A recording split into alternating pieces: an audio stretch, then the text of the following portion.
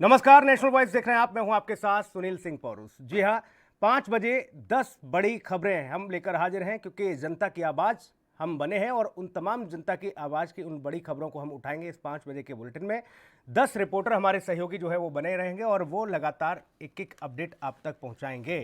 जी हाँ, N V news लगातार जन हितैषी जो मुद्दे हैं उनको उठाता हुआ नजर आता है और हमेशा हम लोगों की आवाज बनते हैं।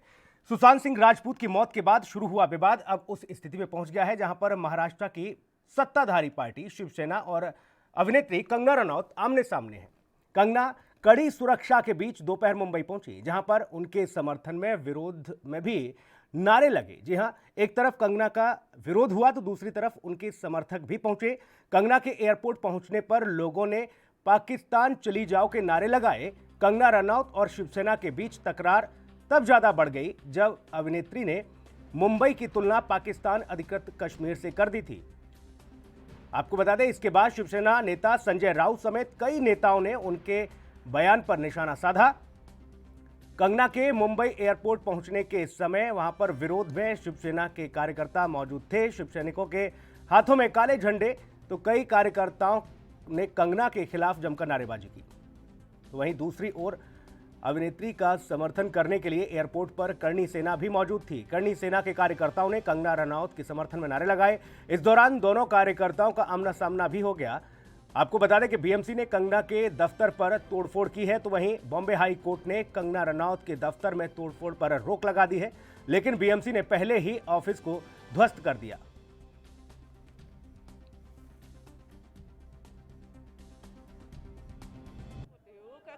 क्या बोल रही है कि अभी मुंबई पाकिस्तान है ना, तो अभी उसने पाकिस्तान में जाना चाहिए ना था कि मुंबई में रहना चाहिए। अभी इधर तो कुछ नहीं है ना, अभी इधर तो पाकिस्तान बन गया है उसके लिए। तो यही वजह कि आप लोग यहाँ पर आज प्रोटेस्ट कर रहे हैं उसके खिलाफ। हाँ हाँ, नहीं, वो मुंबई को पाकिस्तान बोल रही है। उसका हक नहीं है मुंबई को पाकिस्तान बोलने का। हम लोग की मुंबई है। हमारे बाबा साहब ने मुंबई को बनाया है। उसने मुंबई उसको नाम वो पाकिस्तान कैसे बोली?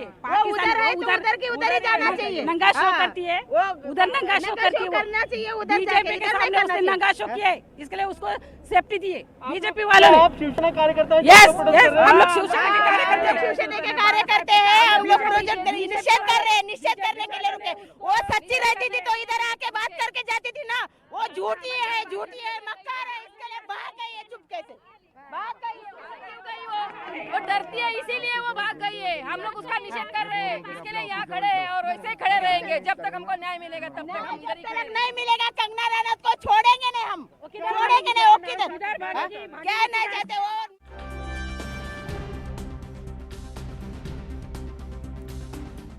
सुशांत सिंह राजपूत की मौत के बाद शुरू हुआ विवाद अब उस स्थिति में पहुंच गया है जहां पर महाराष्ट्र में सत्ताधारी पार्टी शिवसेना और एक्ट्रेस कंगना रनौत आमने सामने है। कंगना कड़ी सुरक्षा के बीच दोपहर मुंबई पहुंची हैं, जहां पर उनके समर्थन और विरोध में नारेबाजी हुई है। कंगना के एयरपोर्ट पहुंचने पर लोगों ने पाकिस्तान चली जाओ के नारे लगाए। साथ ही कंगना रनौत और शिवसेना के बीच तकरार तब ज्यादा बढ़ गई जब एक्ट्रेस ने मुंबई की तुलना पाकिस्तान अधिकृत कश्मीर यानी कि पीओके से कर दी थी और इसके बाद से शिवसेना नेता संजय राउत समेत कई नेताओं ने उनके बयान पर निशाना साधा। कंगना के मुंबई एयरपोर्ट पहुंचने के समय वहां पर विरोध में शिवसेना के कार्यकर्ता मौजूद थे। शिवसैनिकों के हाथों में काले झंडे थे और कई कार्यकर्ताओं ने कंगना के खिलाफ जमकर नारेबाजी की। वहीं दूसरी ओर अभिनेत्री का समर्थन करने के लिए एयरपोर्ट पर करणी सेना के तमाम जो कार्यकर्ता थे वो भी मौजूद थे। करणी सेना के कार्यकर्ताओं ने कंगना रनौत के समर्थन में नारे लगाए। इस दौरान दोनों ओर से बयानबाजियों का दौर शुरू हुआ, नारेबाजी शुरू हुई। एक तरफ विरोध हो रहा था तो दूसरी तरफ आपको बता दें करणी सेना समर्थन में थी। बीएमसी ने कंगना के दफ्तर पर तोड़फोड़ की है। बॉम्बे हाई कोर्ट ने कंगना रनौत के दफ्तर में तोड़फोड़ पर रोक लगाई, लेकिन बीएमसी ने पहले दफ्तर में तोड़फोड़ कर दी। तब तक अंदर जो है बहुत सारा सामान जो है तोड़फोड़ करके बीएमसी के कर्मचारी वहां से निकल गए।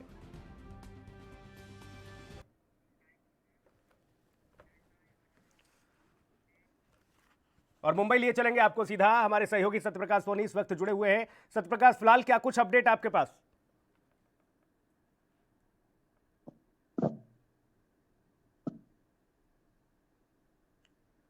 सत्यप्रकाश, आवाज मिल रही है आपको?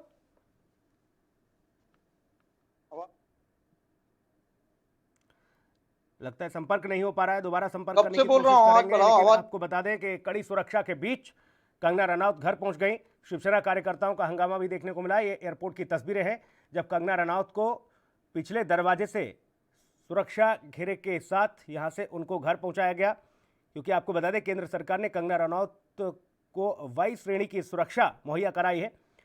और जैसे ही कंगना एयरपोर्ट पर पहुंची, उनकी सुरक्षा में तैनात जो जवान थे, कंगना रनौत को लेकर सुरक्षित उनके घर उन्हें पहुंचाया गया। ये तस्वीरें, चेहरे पर मास्क लगाकर कंगना रनौत सुरक्षा घेरे के बीच, और ये वो कंगना रनौत का दफ्तर है जिसमें तोड़फोड़ की गई है। एक बार फिर से रुक करेंगे, हमारे सहयोगी सत्यप्रकाश सोनी सीधा जुड़े हुए हैं। सत्यप्रकाश, अभी फिलहाल क्या कुछ अपडेट आपके पास? देखिए, कंगना रनौत के घर के बाहर लगातार जो है उनके समर्थकों का जमावड़ा बढ़ते जा रहा है। जिस तरह से तमाम महिलाएं हैं अपने हाथों में तख्त लिए हुए हैं, वो सीधा तौर पर उनका कहना है कि बीएमसी जो है इस पूरे मामले में गलत कर रही है। वहीं दूसरी तरफ संजय राउत को माफी मांगने की जो बात कही जा रही है, लगातार मुंबई पुलिस वहां मौजूद है, सीआरपीएफ के जवान मौजूद है, लगातार लोगों को कंट्रोल कर रहे हैं। लेकिन जिस तरह से तमाम बातें सामने आ रही है, ऐसा माना जा रहा है कि जब तमाम समर्थक हैं वो कहीं न कहीं जो है अब कहीं बीएमसी को जो घेरते हुए नजर आ रहे हैं, सरकार की जो है निंदा करते हुए नजर आ रहे हैं। ऐसे में बताया जा रहा है कि आने वाले समय में शायद उनका मंशा ये भी है कि शायद वो धरने पर भी बैठे। सत्यप्रकाश, ये भी खबर थी कि घर पहुंचने के बाद हालांकि कंगना रनौत ने एक वीडियो के माध्यम से संदेश तो दे दिया, लेकिन ये भी खबर थी कि कंगना रनौत दफ्तर पहुंचेंगी जहां पर ये तोड़फोड़ हुई है, वहां पर वो जाएंगी, मुआयना करेंगी और उसके बाद शायद प्रेस से भी, मीडिया से भी मुखातिब हो। देखिए, जिस तरह से कंगना रनौत का इस तरह का प्लान था कि वो जाएंगी, लेकिन जिस तरह से बीएमसी ने उनको 3 दिन के लिए क्वारंटीन कर दिया था, जाहिर तौर पर कंगना रनौत जो है अब 3 दिन बाहर नहीं निकल सकती हैं। वहीं जिस तरह से समर्थकों का जमावड़ा, उसको देखते हुए भी मेरे ख्याल से सुरक्षा के दृष्टि से भी उनको निकलने नहीं दिया जाएगा। बिल्कुल, और जैसा कि लगातार ये कहा जा रहा था कि अगर कंगना रनौत मुंबई पहुंचती हैं तो उनको क्वारंटीन कर दिया जाएगा, उनको होम क्वारंटीन किया जाएगा, लेकिन ऐसा ही कुछ किया गया। क्योंकि अगर कंगना रनौत बाहर निकलती, वो दफ्तर जाती, तो जाहिर सी बात है फिर एक बार वो लगातार हमलावर होती और ऐसे में फिर बीएमसी के साथ साथ शिवसेना को वो चारों तरफ से घेरती। जाहिर तौर पर उनको 3 दिन के लिए होम क्वारंटीन किया गया है। जिस तरह से आप वीडियो में भी देख पा रहे हैं कि अब कंगना रनौत जो अपने घर से ही तमाम समर्थकों का धन्यवाद दे रही है, चाहे वीडियो के माध्यम से, चाहे ट्विटर के माध्यम से हो। लेकिन समर्थक लगातार जो है उनके घर के बाहर जमावड़ा कर रहे हैं। तमाम जो है नारेबाजी की जा रही है, बीएमसी की निंदा की जा रही है, संजय राउत को माफी मांगने की तमाम अपील की जा रही है। महिलाएं लगातार जो है संजय राउत से अपील कर रही है कि वो माफी मांगे, जब तक माफी नहीं मांगेंगे वो वहां से नहीं जाएंगे। तो तमाम तरह की जो बातें हैं, हालांकि पूरा ये चैलेंज है मुंबई पुलिस के लिए, महाराष्ट्र सरकार के लिए कि किस तरह पूरे मामले को अब कंट्रोल में किया जाएगा। जी, बीजेपी के साथ साथ अगर बात की जाए शरद पवार की, तो शरद पवार भी इस समर्थन में है। उन्होंने साफ तौर पर कहा कि जो कार्रवाई की गई बीएमसी के द्वारा ये गलत है। मुंबई में तो न जाने कितने और अवैध निर्माण कार्य हो रहे हैं, वहां बीएमसी का ध्यान नहीं जाता। देखिए, नेताओं का इस तरह से कहना जाहिर तौर पर यह बताता है कि सब कुछ जानते हुए भी अनजान बनना। तो जाहिर तौर पर इस बयान का जो है मायने ज्यादा नहीं रखता है। हालांकि वो सरकार में है, सरकार से मिलकर जो है पूरी जो यंत्रणा चलती है, तमाम मंत्रणा होती है, तो जाहिर तौर पर इस तरह की चीजें कहना लाजमी नहीं माना जाएगा। लेकिन जिस तरह से उद्धव सरकार जो है अब तमाम अधिकारियों को बुलाकर बैठक कर रही है, इस पर चर्चा हो रही है। हालांकि कल जो है 3 बजे का हाईकोर्ट ने समय दिया है पूरे मामले की सुनवाई के लिए। फिलहाल जो है हाईकोर्ट ने जो पूरे मामले जो है जो, लेकिन सत्यप्रकाश, अगर शरद पवार इस तरीके की बात करते हैं तो जाहिर सी बात है ये दर्शाता है कि सहयोगी दल है और उनके सहयोग से सरकार भी बनी है। लेकिन अगर यही हालात रहेंगे, शिवसेना अगर अपनी मनमर्जी से सारी चीजें करेंगी, तो कहीं ना कहीं फजीयत फिर से होगी, फिर से दिक्कतें खड़ी हो सकती हैं। शिवसेना ने अब तक जो किया है उसको भुगतान तो करना ही पड़ेगा। जिस तरह से कंगना रनौत एक के बाद एक ट्वीट करके शिवसेना को जो है घेरती हुई नजर आ रही है, उद्धव ठाकरे को चैलेंज कर रही है, संजय राउत को चैलेंज कर रहे हैं, जाहिर तौर पर अब शिवसेना की जो मुश्किलें जाहिर तौर पर बढ़ने वाली है। और ऐसा माना जा रहा है कि आने वाले समय में जिस तरह से कंगना रनौत को जो बैकफुट किया गया है, अब सरकार का भी कम डाउन शुरू हो गया है। एक नोटिस पहले चिपकाया जाता है एक दिन पहले, सत्यप्रकाश, और उस नोटिस के बाद कंगना रनौत की जो टीम थी, वो उनके जो अधिवक्ता थे, लॉयर थे, वो भी इस मामले में कागजी कार्रवाई करते हैं। सब कुछ नियम कानून के तहत होना चाहिए। जैसा कि महाराष्ट्र सरकार का आदेश भी है कि 30 सितंबर से पहले तो किसी भी तरह का कहीं पर भी कोई तोड़फोड़ कर ही नहीं सकती, किसी भी बिल्डिंग को नहीं तोड़ा जा सकता है। बावजूद इसके बीएमसी ने एक हिमाकत दिखाई, बीएमसी ने ये दफ्तर को जाकर अंदर से तोड़ दिया। देखिए, मुंबई मनपा का एक कानून है कि मानसून सत्र के दौरान, खास करके जब बारिश हो रही हो, मुंबई में वर्षा का ऋतु चल रहा हो, ऐसे में कोई भी तोड़ा कार्रवाई गैर कानूनी मानी जाती है, चाहे वो गलत हो या सही हो। उसके बाद जो है एक तय समय दिया जाता है। हालांकि मानसून को लेकर माना जाता है कि सितंबर तक जो है बारिश का मौसम रहता है, ऐसे में थोड़ा कार्रवाई नहीं होती है। लेकिन जिस तरह से मनपा ने महज 24 घंटे में इतने आनंद फानन में इस तरह की थोड़ा कार्रवाई करती है, वो भी एक सेलिब्रिटी का।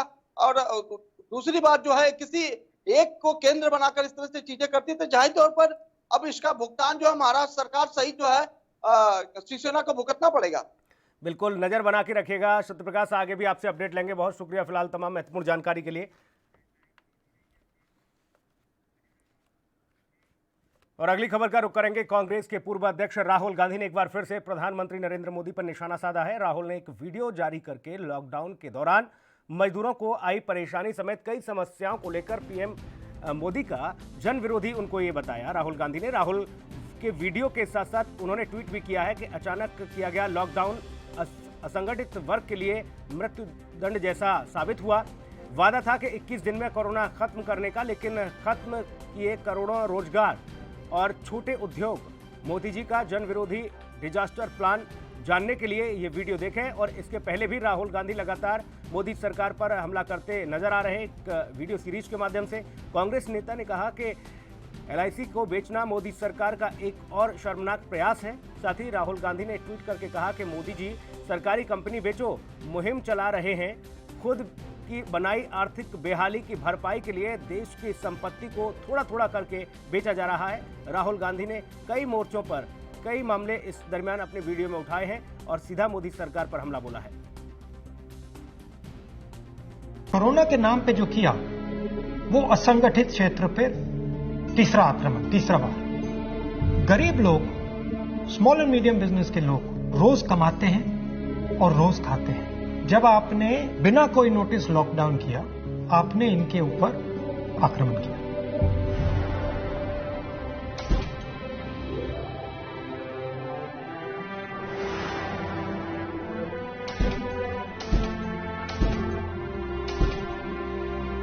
प्रधानमंत्री जी ने कहा कि 21 दिन की लड़ाई होगी। असंगठित क्षेत्र की रीढ़ की हड्डी 21 दिन में ही टूट गई।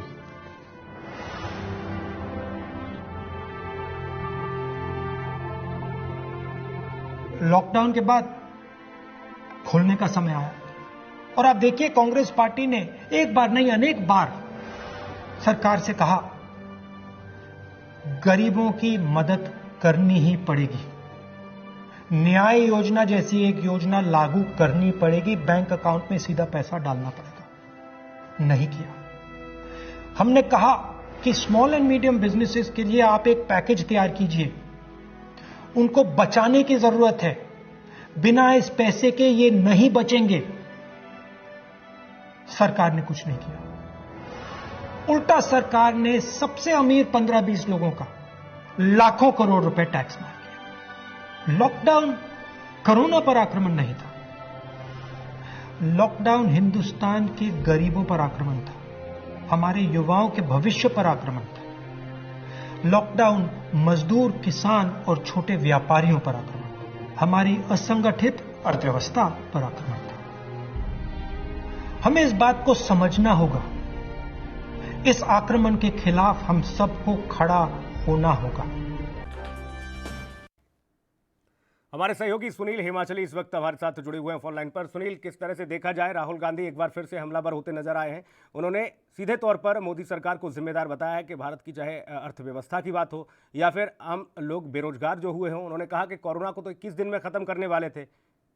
देखिए सुनील, आपको भी बिल्कुल पता है कि राहुल गांधी वक्त वक्त पर नरेंद्र मोदी सरकार को, केंद्र सरकार को निशाना साधते रहते हैं, सवाल खड़े कर रहे होते हैं हमेशा ही। और जिस तरीके से वर्तमान में वो अपनी स्थिति बनाए हुए हैं कोरोना महामारी के बीच, सोशल मीडिया के जरिए हर रोज एक ट्वीट करते हैं, एक वीडियो जारी करते हैं, कभी चीन को लेकर, कभी लद्दाख की स्थिति को लेकर, कभी अर्थव्यवस्था को लेकर, कभी नोटबंदी को लेकर अपना बयान रखते हैं। और ऐसे ही आज उन्होंने जो लॉकडाउन को लेकर बयान दिया है और उन्होंने अपने ट्विटर हैंडल पर ये वीडियो भी साझा किया है जो हम अपने दर्शकों को दिखा चुके हैं सुनील। और बीच में उन्होंने इसका जो टाइटल दिया है उसमें उन्होंने कहा है कि अचानक से किया गया लॉकडाउन असंगठित वर्ग के लिए मृत्युदंड जैसा जो है वो साबित हो रहा है, क्योंकि जिस तरीके से प्रधानमंत्री नरेंद्र मोदी ने वादा किया था कि 21 दिन में कोरोना खत्म कर देंगे, तो उन्होंने भी इस लाइन को कोट इन कोट करते हुए राहुल गांधी ने जो है वो लिखा है कि वादा था 21 दिन में कोरोना खत्म करने का, लेकिन खत्म करने के लिए करोड़ों रोजगार और छोटे उद्योग जो है मोदी सरकार ने खत्म किए हैं। मोदी जी का जन विरोधी डिजास्टर प्लान जानने के लिए जो है वो वीडियो देखें, ये बात भी उन्होंने कही है। और आपको बता दें कि वायनाड से सांसद हैं राहुल गांधी, और जिस तरीके से उन्होंने कहा है कि हमने स्मॉल एंड मीडियम बिजनेस के लिए पैकेज की बात कही थी, और क्योंकि उनको बचाने की जरूरत है, बिना पैसे की ये बात नहीं बचेगी। जिस तरीके से बिजनेस चलाने हैं तो उनके लिए किस तरीके से अर्थव्यवस्था जो है वो स्थिर होनी चाहिए और लोगों के पास किस तरीके से पैसा होने चाहिए, उसके तरीके के लिए उन्होंने बात भी की थी।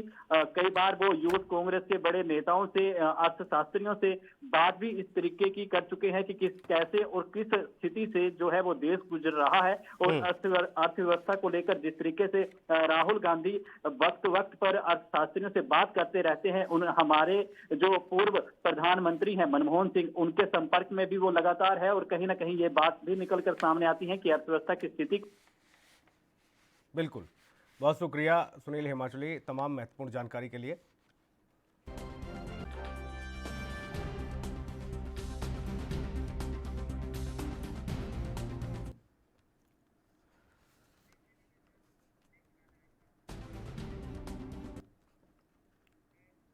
वक्त एक ब्रेक का है, जल्द लौटेंगे।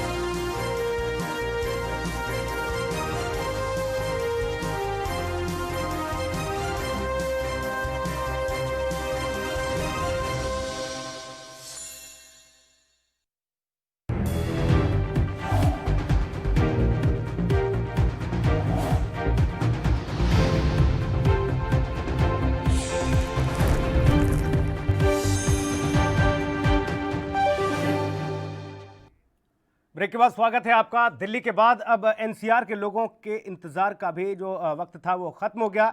आज से नोएडा और गाजियाबाद रूट पर मेट्रो फिर से पटरी पर लौट आई है। दोनों ही जगहों पर आज से ब्लू लाइन मेट्रो सेवा शुरू हो चुकी है, जो कि लोगों को द्वारका तक का सफर तय कराएगी। आपको बता दें कि नोएडा के सेक्टर 62 से आपको मेट्रो मिलेगी, जबकि गाजियाबाद वाली मेट्रो वैशाली से मिलेगी। दोबारा सेवा शुरू होने के बाद मेट्रो स्टेशनों पर भी खास जो है ख्याल रखा जा रहा है और लोगों से कोविड के नियमों का पालन कराकर ही उन्हें मेट्रो में सफर करने की इजाजत मिली है।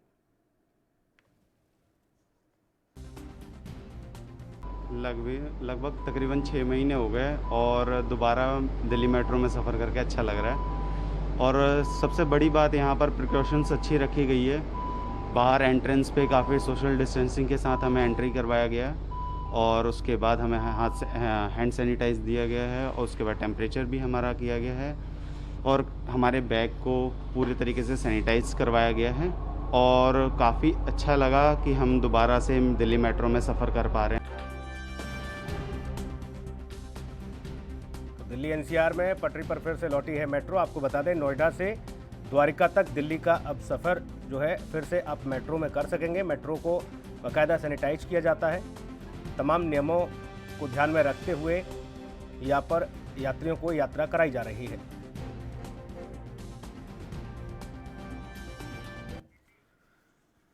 राजीव तिवारी हमारे सहयोगी दिल्ली से सीधा जुड़े हुए हैं। राजीव, एक बार फिर से नोएडा सेक्टर 62 से और द्वारका तक के लिए ब्लू लाइन सेवा शुरू हो गई है और वैशाली से जो मेट्रो यमुना बैंक जहां से मेट्रो मिलेगी गाजियाबाद के लिए, ये सुचारू रूप से शुरू हो चुके हैं। क्या कुछ तैयारियां रहीं और यात्रियों की किस तरह की प्रतिक्रियाएं मिल रही हैं?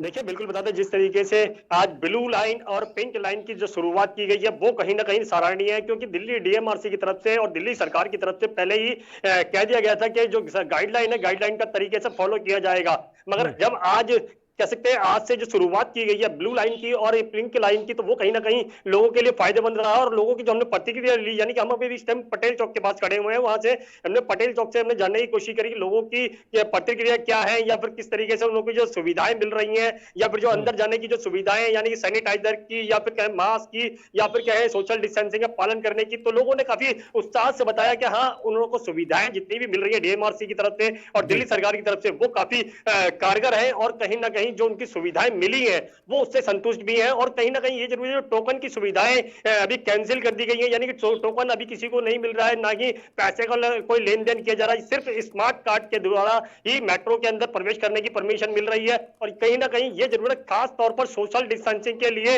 जरूर कहा जा रहा है कि सोशल डिस्टेंसिंग का पालन करें। यहाँ तक कि जो फुट प्रिंट बनाए हुए हैं उनके द्वारा ही मेट्रो के अंदर प्रवेश करने की परमिशन मिल रही है। और यहाँ तक कि एक जो सीट छोड़कर एक स्टिकर लगाया गया है कि आप इस पे नहीं बैठेंगे, दूसरा सीट पर जाके बैठ सकते हैं। तो सोशल डिस्टेंसिंग का खास तौर पर ध्यान दिया जा रहा है डीएमआरसी की तरफ से भी और यहाँ तक कि दिल्ली सरकार की तरफ से भी। मगर एक चीज और गौर करने वाली बात है कि जितनी भी मेट्रो चल रही है ये टाइम टू टाइम चल रही है, और उसके हर 4 घंटे के बाद में हर मेट्रो स्टेशन को, हर प्लेटफॉर्म को सैनिटाइजर किया जा रहा है, ताकि किसी को भी कोई दिक्कत ना आए और वायरस का खतरा ना बना रहे। जी, कितना समय लगता है मेट्रो में अब अंदर एंट्री करने तक, जब स्टेशन पर अगर कोई यात्री पहुंचता है तो? क्योंकि ये भी कहा गया कि आपको थोड़ा ज़्यादा वक्त देना होगा, क्योंकि तमाम सारे नियमों के अनुरूप आपको गुजरना है मेट्रो में जब आप एंट्री करेंगे। तो कितना समय लग रहा है, क्या कुछ अनुभव रहा यात्रियों का? देखिए बिल्कुल बता दें, जिस तरीके से व्यक्तियों की बात करें, यानी कि जो पैसेंजर है वो अंदर जाना चाहते थे, तो कहीं ना कहीं लाइन जरूर लगाई गई है, मगर लाइन भी एक सोशल डिस्टेंसिंग के द्वारा है और स्मार्ट कार्ड का इस्तेमाल करने के लिए जरूर कहा जा रहा है, क्योंकि स्मार्ट कार्ड के द्वारा ही अंदर जाने की परमिशन दी जा रही है। और यहाँ तक कि जो मेट्रो स्टेशन के जो गेट है वो सारे गेट नहीं खोले गए हैं, गिने चुने 1 या 2 गेट खोले गए हैं, जिनसे एक तरफ से आउट की एंट्री करी गई है तो एक तरफ से इन की एंट्री करी गई है। तो कहीं ना कहीं ये जरूर है, डीएमआरसी तकरीबन सभी नियमों का फॉलो करने की सलाह दे रहा है। और यहाँ तक कि जो दिन के अधिकारी हैं, चाहे वो मेट्रो प्रशासन के अधिकारी हो, या फिर सुरक्षा कर्मी हो, या फिर दिल्ली पुलिस के जवान हो, या फिर कोई डीएमआरसी के हो, या फिर कह सकते हैं दिल्ली सरकार के हो, सबके लिए रूल बराबर है। तो सबको कहा गया है कि रूल फॉलो करें, यानी सोशल डिस्टेंसिंग का पालन करें। और मैं ये जानने की कोशिश कर रहा था, तमाम दर्शक जो हैं वो जानने की कोशिश कर रहे हैं कि मेट्रो में कितना समय लग रहा है। क्या 15 से 20 मिनट एक यात्री को लगता है पूरी प्रक्रिया से गुजरने में? देखिए बिल्कुल बता दें, लगभग 5 से 10 मिनट का समय लगता है पूरी प्रक्रिया में गुजरने से। यानी कि एक स्मार्ट कार्ड के द्वारा अंदर एक पंचिंग करके वो प्लेटफॉर्म के अंदर जाता है, प्लेटफॉर्म के अंदर के द्वारा जाके मेट्रो के अंदर जाने के लिए लगभग उससे 10 मिनट का समय लगता है, और 10 मिनट के अंदर ही मेट्रो की सुविधाएं दी जाती है। अगर 10 मिनट के बाद यानी कि गाड़ी नहीं मिलती है, यानी मेट्रो की सुविधा यानी न्यूज या तो उससे मिस हो जाती है, या फिर वो मेट्रो नहीं आ पाती है, तो कहीं ना कहीं प्लेटफॉर्म से बाहर कर दिया जाता है और उसके बाद ही अंदर जाने की दोबारा से परमिशन मिलती है। मगर हर प्लेटफॉर्म पे खड़े होने की किसी को परमिशन नहीं दी जा रही है। लगभग 10 मिनट के अंदर हर मेट्रो दोबारा से मिल रही है, और कहीं ना कहीं जो लोगों की सुविधाएं हैं वो उसका खास तौर पर ध्यान दिया जा रहा है, सोशल डिस्टेंसिंग का खास तौर पर ध्यान दिया जा रहा है। यहाँ तक कि मास्क तक का, अगर किसी व्यक्ति के पास मास्क नहीं है तो उसको अंदर जाने की परमिशन नहीं दी जा रही है। जी बिल्कुल, बहुत शुक्रिया राजीव आपका तमाम महत्वपूर्ण जानकारी के लिए। तो 10 से 15 मिनट का समय, या यूं कह लें कि 5 से 10 मिनट का समय आपको लग रहा है मेट्रो तक पहुंचने के लिए। जब आप स्टेशन पर जाएंगे तो तमाम प्रक्रियाओं से होकर आपको गुजरना होगा। मास्क आप जरूर लगाएं, सोशल डिस्टेंसिंग का आप पालन करें, कम से कम सामान लेकर आप मेट्रो में सफ़र करें, और 10-15 मिनट पहले आप घर से निकलें अपने समय के अनुरूप।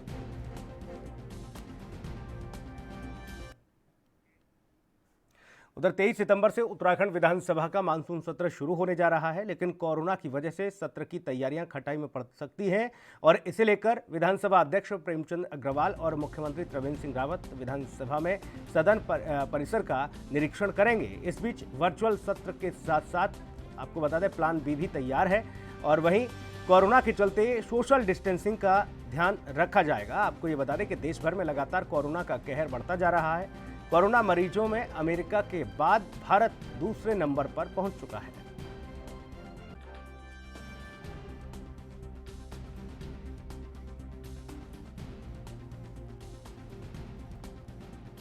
उत्तराखंड ब्यूरो चीफ प्रतीक पाठक ज्यादा जानकारी के साथ मौजूद हैं। प्रतीक, सदन शुरू होने वाला है, लेकिन उससे पहले तमाम तैयारियां की जा रही हैं। क्या कुछ माना जाए तैयारियां मुकम्मल हो पाएंगी या फिर खटाई में पड़ता हुआ नजर आएगा ये पूरा मामला? बिल्कुल सुनील, उत्तराखंड सरकार के साथ कुछ समस्याएं भी लगातार बढ़ रही हैं, क्योंकि जो उत्तराखंड में लगातार जो कोरोना बढ़ रहा है तो कहीं ना कहीं ये चिंताजनक भी है। और ऐसे में जहां पर उनके विधायक और खुद मंत्री भी अब कोरोना पॉजिटिव लगातार हो रहे हैं, क्योंकि अगर बीते दिनों की हम बात करें तो जो शासकीय प्रवक्ता हैं और मदन कौशिक जो अब कोरोना पॉजिटिव निकले हैं, ऐसे में जो संसदीय कार्य जो उनका कार्य रहता है, कार्य मंत्री हैं वो वहां पर, ऐसे में जो तमाम सारी जो विधानसभा में जो कार्य होता है सरकार का वो उसका कार्य वो करते हैं मदन कौशिक, लेकिन वो कोरोना पॉजिटिव हैं। 15 दिन के लिए वो कहीं ना कहीं क्वारंटाइन रहेंगे। तो ऐसे में 23 से लेकर 25 तक जो विधानसभा सत्र होना है, इसमें समस्याएं बहुत बड़ी हैं। लेकिन विधानसभा अध्यक्ष का साफ तौर पर कहना है कि आज उन्होंने निरीक्षण भी किया है, पूरा जायजा लिया है कि किस तरीके से सोशल डिस्टेंस का पालन होना है, सैनिटाइजर की व्यवस्थाएं वहां पर की जाएंगी। लेकिन एक आशंका ये भी जताई जा रही है कि ये सत्र वर्चुअल के तौर पर भी हो सकता है। तो फिलहाल सरकार की तरफ से तैयारियां पूरी हैं, अब इसमें देखना ये क्या कुछ तैयारियां और रहने वाली हैं। जी, ये प्लान बी का जिक्र है इसमें कि वर्चुअल के साथ साथ प्लान बी भी तैयार है, तो ये बी प्लान कौन सा है प्रतीक? बिल्कुल बिल्कुल, जिस तरीके से अगर देखा जाए आज जो विधानसभा अध्यक्ष ने जो जिस तरीके से जायजा लिया है वहां की स्थितियों को देखा है कि किस तरीके से सोशल डिस्टेंस हो सकता है, तो बी प्लान इसको देखकर ये देखा जाएगा कि सोशल डिस्टेंस कितने हद तक सही हो सकता है। क्योंकि दीर्घ जो और भी जो जगहें होती है जहाँ पत्रकार दीर्घ जो बैठते हैं उसको भी किस तरीके से उपयोग में लाना है, तो तमाम जो व्यवस्थाएं उधर पे देखने के लिए आज खुद विधानसभा अध्यक्ष गए हैं, क्योंकि एक कंजेस्टेड जगह मानी जा सकती है। जो विधायक पहुंचते हैं तो कहीं ना कहीं उससे कोरोना का खतरा बढ़ जाता है। तो अगर वर्चुअल के तौर पर भी देखे जा सकते हैं और बी प्लान के तौर पर भी देखा जा सकता है इसको। जी बिल्कुल। और तैयारियों की अगर बात की जाए तो प्रतीक, क्या तैयारियां पूरी तरह से पुरजोर चल रही हैं सदन के अंदर? क्योंकि आज विधानसभा अध्यक्ष ने भी जैसा कि आप बता रहे हैं कि मुआयना किया है, देखा है कि क्या वाकई में इस बार का सत्र जो है ठीक से आहूत हो पाएगा। बिल्कुल सुनील, 2 दिन का ये सत्र होना है और कुछ महत्वपूर्ण चर्चाएं भी इस विधानसभा सत्र में होनी है और सरकार पर तमाम सारे सवाल भी उठना लाजमी है इस बार विधानसभा सत्र में। लेकिन आज जिस तरीके से जायजा लिया गया है तो उसमें आज के दिन भी सोशल देखा जाए तो सैनिटाइज की व्यवस्थाएं की गई, पूरा भवन को सैनिटाइज भी किया गया है और साथ ही जो रैपिड टेस्ट है वहाँ वो कराने की व्यवस्थाएं भी कराई गई है कि अगर जो विधायक या जो तमाम जो पत्रकार अगर पहुंचे तो उनको किस तरीके से रैपिड टेस्ट उनका किया जाएगा। तो इस तरह की व्यवस्थाएं 23 तारीख को रहने वाली हैं। जी, लेकिन कोरोना का खतरा जिस तरह से लगातार बढ़ रहा है उत्तराखंड में प्रतीक, वो चिंता का विषय है, क्योंकि जैसा कि आप बता रहे हैं फिर चाहे वो पार्टी के तमाम दिग्गज नेता चपेट में आ रहे हों या मंत्री चपेट में आ रहे हों। बिल्कुल बिल्कुल सुनील, लगातार समस्याएं बढ़ रही हैं और ये आंकड़ा 26,000 के समथिंग का पहुंच गया और ऐसे में जो मदन कौशिक शासकीय प्रवक्ता है वो भी कोरोना पॉजिटिव है। ऐसे में उनका अगर वो कहीं रिलीव नहीं मिलता है उनको जो कार्यभार उनका होता है तो किसको सौंपा जाएगा, इस पे भी लगातार चर्चाएं बनी हुई है कि क्योंकि संसदीय कार्यकारी मंत्री भी साथ साथ हैं वो, और साथ ही जिस तरीके से देखा जाए अभी बीते दिनों पहले ही एक राज्य मंत्री जो थे वो राज्य मंत्री कोरोना पॉजिटिव हुए थे, उसके बाद उनका काफी समय से वो बीमार चल रहे थे, जिसके बाद उनका देहांत भी हो गया। तो समस्या सरकार के साथ लगातार बढ़ी है, सोच समझ के। प्रतीक, इन सब के बीच विपक्ष की क्या प्रतिक्रिया मिल पा रही है?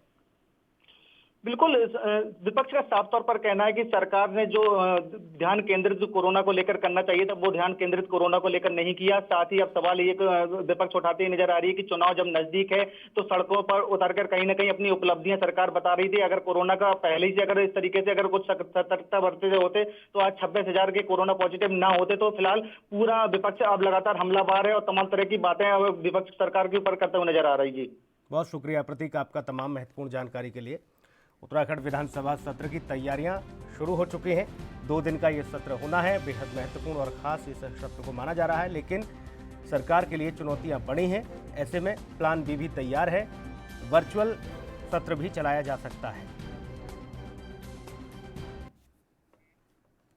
प्रधानमंत्री मोदी मध्य प्रदेश के स्ट्रीट वेंडर्स के साथ वीडियो कॉन्फ्रेंसिंग के माध्यम से उन्होंने संवाद किया और इस दौरान मुख्यमंत्री शिवराज सिंह चौहान और सरकार के सभी मंत्री भी मौजूद थे। प्रदेश के विभिन्न स्थानों से जुड़े स्ट्रीट वेंडर्स से प्रधानमंत्री मोदी ने कहा कि अगर आप डिजिटल लेन देन करेंगे तो आपके खाते में सरकार की ओर से इनाम के रूप में कुछ पैसे कैशबैक के रूप में भेजे जाएंगे। साथ ही भारत सरकार ने 1 जून 2020 को प्रधानमंत्री स्वनिधि योजना की शुरुआत की थी ताकि कोरोना वायरस से प्रभावित रेहड़ी पटरी वाले दुकानदारों को सहायता दी जाए और उन्हें दोबारा रोजगार से जोड़ा जाए।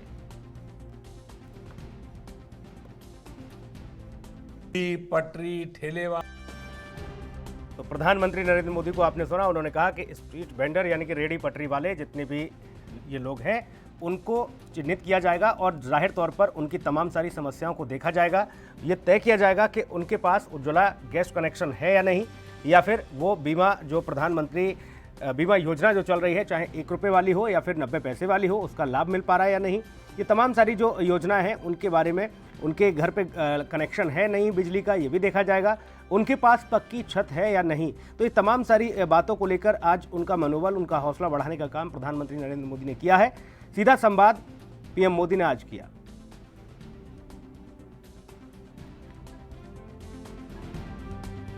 प्रधानमंत्री नरेंद्र मोदी ने डिजिटल तरीके से आज स्ट्रीट वेंडरों से वर्चुअल बातचीत की है।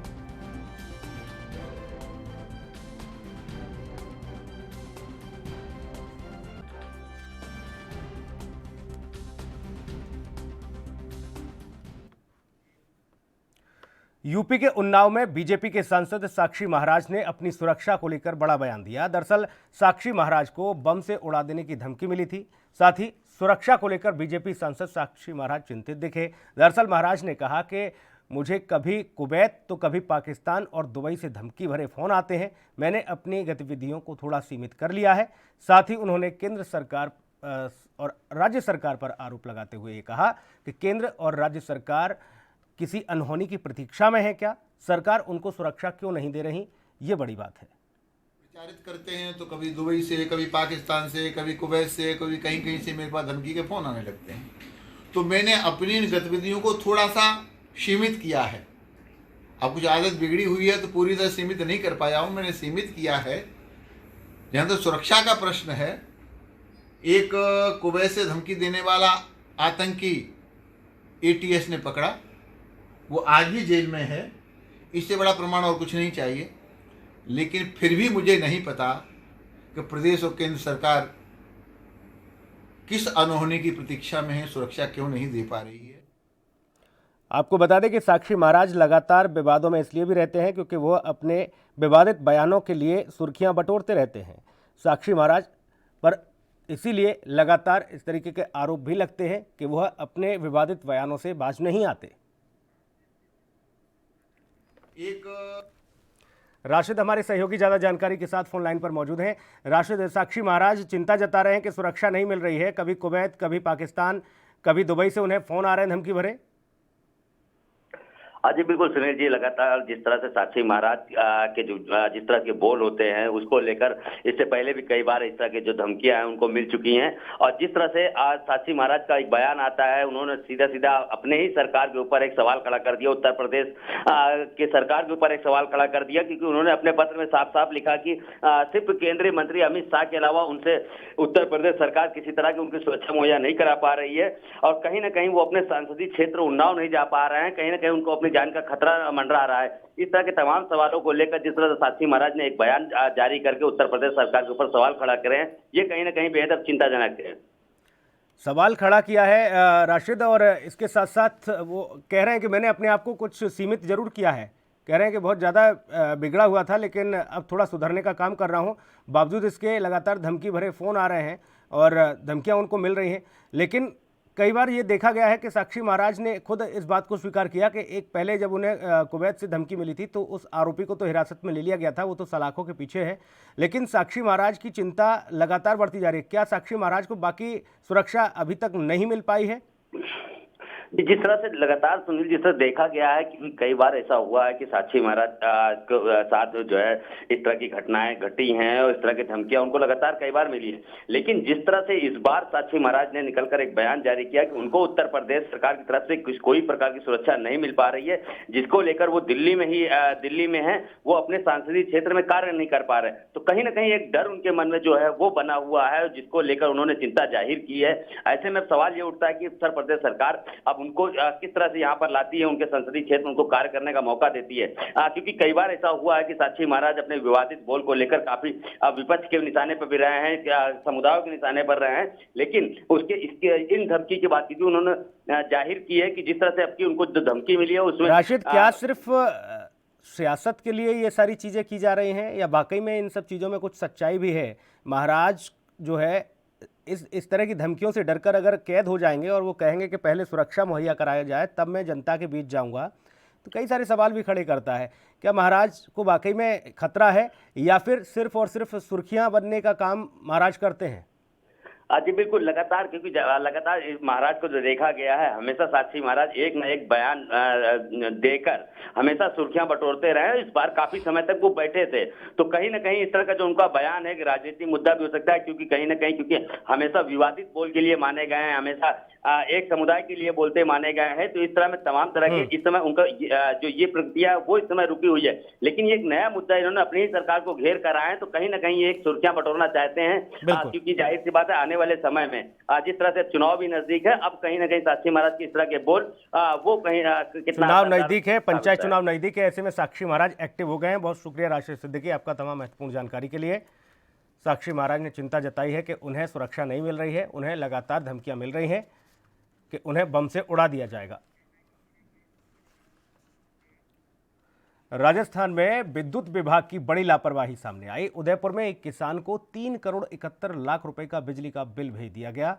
साथ ही विधानसभा में नेता विपक्ष गुलाब चंद कटारिया ने मंगलवार को कहा कि मेरे पास गिंगला से एक किसान पेमा राम ने बिल भेजा है और उस किसान को 3 करोड़ 71 लाख 61,507 रुपए का बिल भेज दिया।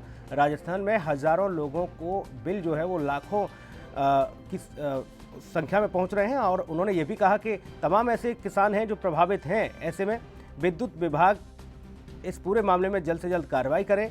हालांकि विद्युत विभाग के इंजीनियर ने कहा इस मामले में कि जानकारी मिली थी, तत्काल प्रभाव से उस बिल को ठीक कराया गया और किसान को जो उनका वाजिब जो बिल था 6,400 रुपये, वास्तविक में उस बिल को दिया गया है। ये कंप्यूटर की गलती की वजह से हुआ है, सर्वर डाउन होने की वजह से डबल फीडिंग हो गई, इसलिए ये गलती हुई। लेकिन इस गलती ने किसान की चिंताएं बढ़ा दी, उसकी परेशानी बढ़ गई। 3 करोड़ 70 लाख रुपए का बिल देख किसान के तो होश ही पाकता हो गए। किसान का बिल है 3 करोड़ 74 लाख कर रहा है नंबर 3 करोड़ 74 लाख 617 771 लाख 3 करोड़ 71 लाख 61,507 बिल है। और वो कोरोना में दुकान बंदी थी, गाड़ी का सर्विस चलता है, उसमें खाली मोटरसाइकिल धोते और कृषि कनेक्शन का भी बिल 4 महीने से बंद है। वो संदीप अग्रवाल हमारे सहयोगी ज़्यादा जानकारी के साथ जयपुर से जुड़े हुए हैं। संदीप, ये इतनी बड़ी गलती हो जाती है, ये तो किसी की जान पर भी बनाएगी, क्योंकि इतना भारी भरकम बिल देखकर तो किसी की हृदय गति ही रुक जाए। बिल्कुल सुनील, सही कह रहे हो कि कोरोना काल के बाद लगातार जो आमदन की मुसीबतें हैं वो लगातार जारी है और आज भी जो पिछले दिनों एक बिजली बिल को विद्युत विभाग की लापरवाही सामने आई है। एक किसान के घर जो उदयपुर के गिंगला गांव में था, उसको घर में 3,71,507 रुपए बिल भेज दिया। ऐसे में उसकी चिंताएं बढ़ी हैं और ये गनीमत रही कि उसको हार्ट अटैक नहीं आया, जैसे कि आपने कहा, क्योंकि 3 करोड़ का बिल बहुत बड़ी रकम होती है अपने आप में। जहां पर आमदन को खाने के लाले पड़े हुए हैं, वहां पे 3 करोड़ का बिल आना बहुत बड़ी बात थी। उस किसान की चिंताएं नहीं, पूरे गांव की चिंताएं बढ़ चुकी थी, क्योंकि उस किसान की स्थिति बिल्कुल दयनीय थी और उसने लगातार कोशिश की, बावजूद इसके नहीं हुआ उसका काम, या फिर ये कहें कि जो संशोधन होना था बिल में वो नहीं हो पाया। बाद में जब मंगलवार को विधानसभा में जब गुलाब चंद कटारिया ने ये बिल दिखाया और इस बात पर चर्चा की, तब जाके विद्युत विभाग अखरत में आया और आनंद फानंद में उसको 6400 रुपए का 6,400 रुपए का वास्तविक बिल भेजा गया। सुनील, संदीप, सवाल ये कि अगर इस तरह की स्थिति रहेगी तो बाकी आम जन के साथ किस तरह से न्याय होगा, क्योंकि ये अधिकारी कर्मचारी जब भी कोई बिल और इस तरह की चीज़ें बनाते हैं तो बाकायदा कई प्रक्रियाओं से होकर वो बिजली का बिल जो है गुजरता है। क्या सभी लोगों की आंखें बंद थीं? क्या पट्टी बंधी थी सभी की आंखों पर? 3 करोड़ 70 लाख रुपए का बिल थमा दिया जाता है किसान को।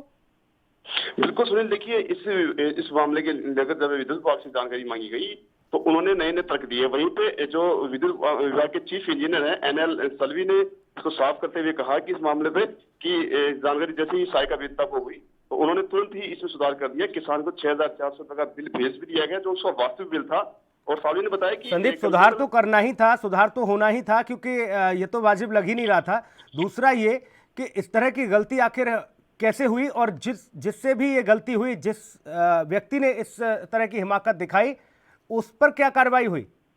देखिए सुनील, जिस प्रकार से विद्युत विभाग की वो जानकारी मिली उन्होंने कहा सर्वर डाउन था और कंप्यूटर में डबल फिटिंग की गलती के कारण ये सारा मामला सामने आया, इसे गलती हुई है। वहीं पे अगर मैं बता दूं सबसे बड़ी बात ये है, ये तो विधानसभा में गुलाब चंद कटारिया ने, प्रतिपक्ष नेता जो है, उन्होंने विधानसभा में सवाल उठा दिया, मुद्दा उठा दिया, तब जाके इस किसान को कहीं ना कहीं तुरंत आनंद फानन में राहत मिल गई थी। अन्यथा अगर अपन देखें तो आमजन जो है अगर उसके 1 रुपए भी कम हो जाता है, 3 करोड़ का बिल का बात था, 1 रुपए भी एक्स्ट्रा आ जाता है तो उसको कहीं ना कहीं चक्कर लगाने पड़ते हैं और शायद वो पूरी मतलब ये मान ले चप्पल टूट जाती है उसकी, लेकिन उसका बिल माफ नहीं होता, करेक्शन नहीं होता। तो ऐसे में बहुत बड़ी चिंता का विषय है और ये लापरवाही है। मालूम है संदीप, हम बखूबी समझते हैं कि आखिर विद्युत विभाग की कार्य प्रणाली हो जो किस तरह की होती है। कभी आपने सुना संदीप कि विद्युत विभाग की लापरवाही की वजह से 5,000 रुपए का बिल 2,000 रुपए भेजा? कभी सुना कि किसी भी कर्मचारी ने ऐसा किया हो, किसी को राहत देने का काम किया हो कि अगर बिल 5,000 बन रहा है तो 2,000 रुपए गया हो? हमेशा 5,000 का 50,000, 50 का 50 लाख भेजा जाता है। बिल्कुल एब्सोल्युटली राइट, बिल्कुल अच्छा सवाल किया आपने। यही तो एक सोचने वाली बात है कि जब विद्युत विभाग एक रुपए का या 10 रुपए का जो बिल होता है उसको 12 का कर सकता है, 20 का 20 बिल भेज सकता है, लेकिन ये नहीं हो सकता कि 9 का आ जाए। ये बहुत बड़ा सवाल है, ये सवाल खड़े करता है कि आखिर गलती होती है तो कम की गलती क्यों नहीं होती है, एक्स्ट्रा की गलती क्यों होती है। तो कहीं ना कहीं ये साफ हो जाता है कि जो विद्युत विभाग है लापरवाही है या अति उत्साहित कह सकते हैं उसको, क्योंकि लगातार जो कोरोना काल में राजस्थान ने जो वाहवाही लूटी है भीलवाड़ा मॉडल को लेकर, तो कहीं ना कहीं पूरा महकमा, पूरा सरकारी तंत्र जो है या सरकारी मशीनरी है वो ढीलापन में आ गई है, लापरवाही बरत रही है और इसका खामियाजा आम जनता को भुगतना पड़ रहा है। जी सुनील, रहा सरकार के गंभीर होने का संदीप, तो सरकार को तत्काल प्रभाव से उन लापरवाही जिन लोगों ने की, विद्युत महकमे में जो बैठे हैं अफसर कर्मचारी, उन पर कार्रवाई करनी चाहिए थी, एक नज़ीर पेश करनी चाहिए थी, ताकि अगली बार से कोई ऐसी हिमाकत ना करे, क्योंकि ये किसी की भी जान पर बन आएगा। जब करोड़ों रुपए का जब बिल देखा जाएगा किसी किसान के द्वारा, कल्पना कीजिए कि वो किसान जो उस मौजूदा जो वास्तविक बिल है उसको भर पाने के लिए उसको पत्नी की पाजेब जो है गिरवी रख जानी पड़ती है। ऐसे में करोड़ों रुपए का बिल कैसे भरेगा? उसकी मैंने पहले ही कहा, हृदय गति रुक जाएगी। बिल्कुल सुनील, सही कह रहे हो आप। इस प्रकार से ये एक 3 करोड़ का बिल अगले किसान के घर पहुंचा है, जो किसान अन्नदाता है। और आज किसान की स्थिति भारत देश की बात करें, पूरे देश में दयनीय बनी हुई है और उसके घर में 3 करोड़ का बिजली का बिल जाना ही बहुत बड़ी अपने अहम बात है और चिंता का विषय भी है। और ये शुक्र है कि उसका कोई हार्ट अटैक नहीं हुआ, हृदय गति नहीं हुई। लेकिन जिस प्रकार से हमने बात की, विद्युत विभाग के जो चीफ इंजीनियर है सलवी ने, उन्होंने साफ बताया था कि जिस कर्मचारी ने ये गलती की है और जो कंप्यूटर गलती हुई है, लेकिन जिस कर्मचारी से द्वारा हाथों से निकल के बिल गया है उस पर हमने कार्रवाई की है और उसकी मॉनिटरिंग नहीं और कार्य में लापरवाही बरतते हुए उसको तुरंत प्रभाव से निलंबित करने के आदेश जारी कर दिए गए हैं। ऐसे में आइंदा से या दोबारा फ्यूचर में ध्यान रखा जाएगा। सालवी ने अपना पक्ष रखते हुए ये भी कह दिया है, साफ कर दिया है। बहुत शुक्रिया संदीप आपका तमाम जानकारी के लिए।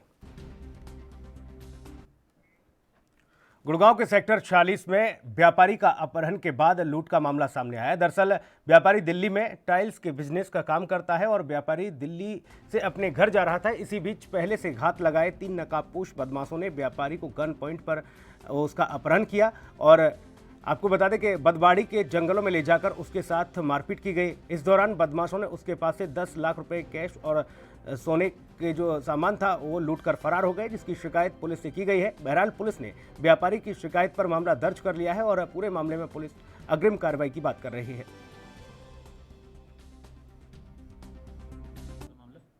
ये एक टाइल्स के व्यापारी थे जो दिल्ली में काम करके रात को अपने घर आए थे और उन्होंने शिकायत दी है कि वहाँ पे मेरे घर के सामने से कुछ लोग ज़बरदस्ती मेरे को मेरी गाड़ी में डाल के ले गए और आगे जाके मेरे साथ लूटपाट करके और गाड़ी के साथ मेरे को छोड़ दिया और उनके कुछ जेवरात और कुछ पैसे वो लूट के ले गए। जिसके संबंध में हमने केस रजिस्टर कर लिया है और उसमें से काफ़ी बड़ा अमाउंट जो है ना उनका मिल भी गया है। बाकी हम इन्वेस्टिगेशन कर रहे हैं और हमें कुछ उसमें सुराग लगे हैं और बहुत जल्द हम इस केस का खुलासा कर पाएंगे। उपाध्याय हमारे सहयोगी ज़्यादा जानकारी के साथ फोन लाइन पर मौजूद हैं। आलोक, पता चल पाया कौन थे ये लुटेरे? जी बिल्कुल, देखिए हालांकि पुलिस इस मामले की जांच शुरू कर दी है और पुलिस का साफ तौर पर यही कहना है कि जल्द से जल्द आरोपियों को गिरफ्तार कर लिया जाएगा। लेकिन सबसे बड़ी बात ये सामने आ रही है कि लगभग 36 घंटे से ज्यादा का समय हो चुका है, लेकिन पुलिस अभी तक जो अपराधी है उनकी पहुंच से काफी दूर है। हालांकि गुरुग्राम पुलिस के एसीपी से बात हुई है तो उनका साफ तौर पर यही कहना है कि जल्द से जल्द हम इन सभी आरोपियों को गिरफ्तार करके उनको हवालात का रास्ता दिखा देंगे। लेकिन ये जो गुरुग्राम में कोई पहली वारदात नहीं है जब 1.5 इतनी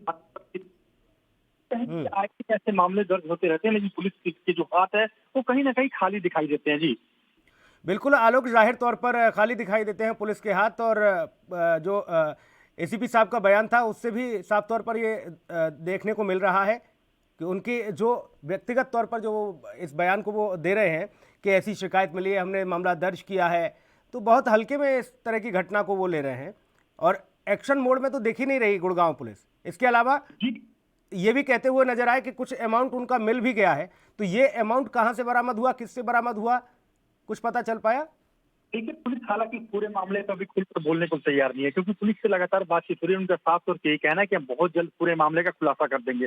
जो ये पैसे रिकवर हुए हैं कहाँ से हुए, इस मामले में कोई भी पुलिस के अधिकारी बोलने को तैयार नहीं है। लेकिन जिस भी अधिकारी से हमारी बातचीत हो रही है उनका साफ तौर पर यही कहना है कि जल्द से जल्द हम इस पूरे मामले पे पर्दा उठा देंगे। लेकिन अभी तक देखिए, हालांकि गुरुग्राम पुलिस ने कोई गिरफ्तारी नहीं दिखाई है, लेकिन कहीं ना कहीं ये भी बहुत बड़ा सवाल उठता है कि जो लगभग 36 घंटे से ज्यादा का समय बीत चुका है, लेकिन उसके बाद भी पुलिस ने एक भी आरोपी को अब तक गिरफ्तार नहीं कर पाई है। जी शुक्रिया तमाम जानकारी के लिए आलोक। यूपी के अयोध्या में पुलिस ने हाईवे के लुटेरों को गिरफ्तार कर लिया। दरअसल ये लुटेरे अयोध्या और उसके आसपास जिलों में हाईवे पर शातिर तरीके से लूट की घटनाओं को अंजाम देते थे। लुटेरे ट्रकों को रोककर उनके ड्राइवर और क्लीनर को बंधक बनाकर उनमें लदे सामान या फिर ट्रक के पहिए खोलकर लूट की घटना को अंजाम देते थे। क्राइम ब्रांच और कैंट पुलिस ने संयुक्त अभियान में इन लुटेरों को गिरफ्तार किया है। ये 4 लुटेरे पुलिस के हत्थे चढ़े, जबकि 2 फरार बताए जा रहे हैं। गिरफ्तार लुटेरों से ट्रक के पहिए खोलने वाले उपकरण और 3 अवैध असले भी बरामद किए गए हैं।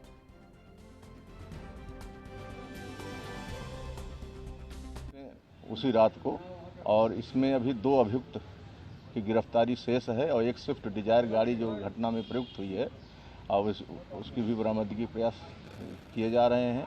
इनकी क्रिमिनल हिस्ट्री है, इसको और संकलित किया जा रहा है और थानों से क्रिमिनल हिस्ट्री जो है इनकी संकलित भी की गई है। इनके विरुद्ध प्रभावी विधिक कार्यवाही की जाएगी। थाना कैंट में इसमें अभियोग पंजीकृत है और इस गैंग के जो है पकड़े जाने से हाईवे पर जो है अपराध। राजस्थान के बीकानेर में फाइनल ईयर की परीक्षाओं को ऑनलाइन कराने की मांग को लेकर एनएसयूआई ने डूंगर कॉलेज के सामने रोड जाम कर विरोध किया। साथ ही जिलाध्यक्ष ने बताया कि हाल ही में सुप्रीम कोर्ट ने राज्य सरकारों को सितंबर के अंतिम सप्ताह में फाइनल ईयर की परीक्षाओं के आयोजित कराने के आदेश दिए हैं। उन्होंने बताया कि बढ़ते कोरोना संक्रमण को देखते हुए हमारी मांग है कि राज्य सरकार इस परीक्षा को ऑनलाइन करवाए। अगर सरकार ऑफलाइन परीक्षा का आयोजन कराती है तो फिर निश्चित रूप से छात्र छात्राओं का जीवन जो है वो संकट में पड़ जाएगा, कोरोना के मामले बढ़ जाएंगे।